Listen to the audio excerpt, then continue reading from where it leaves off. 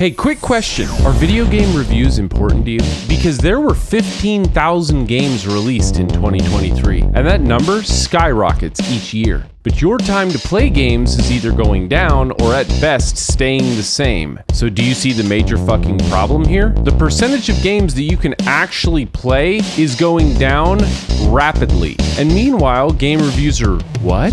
Do you already know what I'm gonna say, boy? They fucking suck. In this video, I'm gonna illustrate this major issue as clearly as I can, and then I'm gonna present a solution to this problem. But first, I'm gonna create a hypothetical scenario for you. You're not a baby that sucks the bottle and shits your diaper 5 times a day. Okay, you've now checked off every text-based game reviewing platform, and you're now limited to a small handful of well-known YouTubers that make reasonably entertaining game reviews. And while this small number of skilled reviewers do a fantastic job, it's just impossible to overlook the state of the industry right now because of the 1,200 games that come out each month. These massive YouTubers are reviewing the same 10 games in the same 10 ways, and they're all made redundant anyways because we're just gonna do whatever Donkey says. Alright, let's do this. 3 reasons why me, a fucking idiot, will make better reviews than career professionals. Reason number 1. I feel things about shit.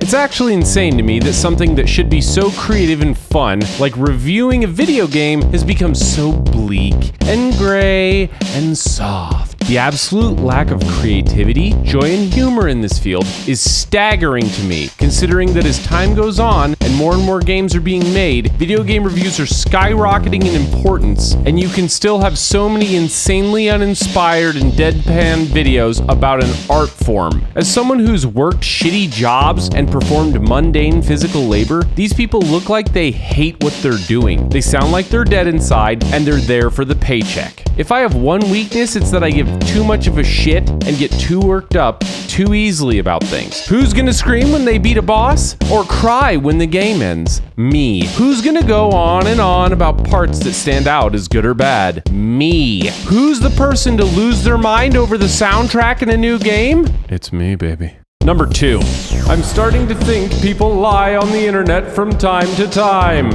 I know, you're shocked and you're upset by what I've just said, but hold on because I'm going to explain. Put your binky back in and listen. Say you're a company which your very life depends on the success of your current release of your new game. Whether large or small, your little dick is on the chopping block, but you know that your game is riddled with bugs and will be virtually unplayable on release. Do you bring that up in your interview with IGN, or do you save your precious little shaking nuts by lying like a fucking snake? My point is that marketing dictates that game developers must become bulletproof at selling their shitty games, or their money machine will stop printing and someone will have to sell a yacht. So as a result, you can't trust the official uploads or live streams and shit endorsed by most companies, so you're forced to find secondary reviewers who are also likely paid off, or in another common scenario, just so fucking dull and uninspired it's like reading a shitty manual on the new company sex doll that doesn't even have the Bluetooth control. The statistical odds that you go and you find an honest, unbiased review right now is insanely low. And even more unlikely, that good review also happens to be entertaining. And what's more, it's fucking crazy to me that this doesn't even seem to be an active goal of reviewers. It's always like they're reading the fucking news. Transparency, consistency, facts, and data. Like, holy shit, man.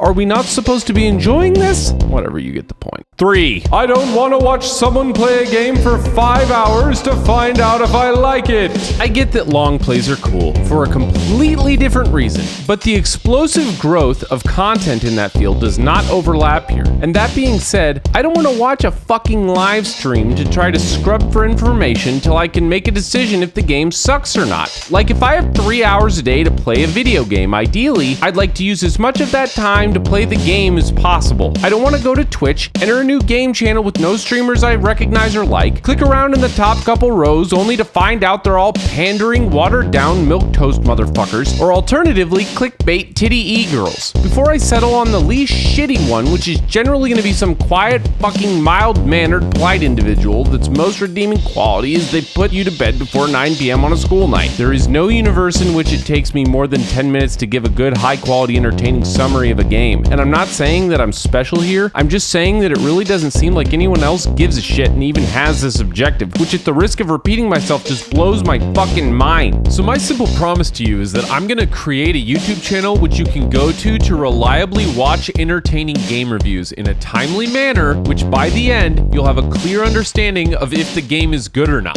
I'll be honest about my interpretation and acknowledge my biases when they're present, but again, most importantly, I'll strive to make each one entertaining as well as informative, to make it so that even if I play a game that I think sucks, you still had fun watching it, and ideally I'll save you from blowing your money on dog shit. If that sounds good, subscribe to my channel, click one of these videos, and listen to this riff I just made.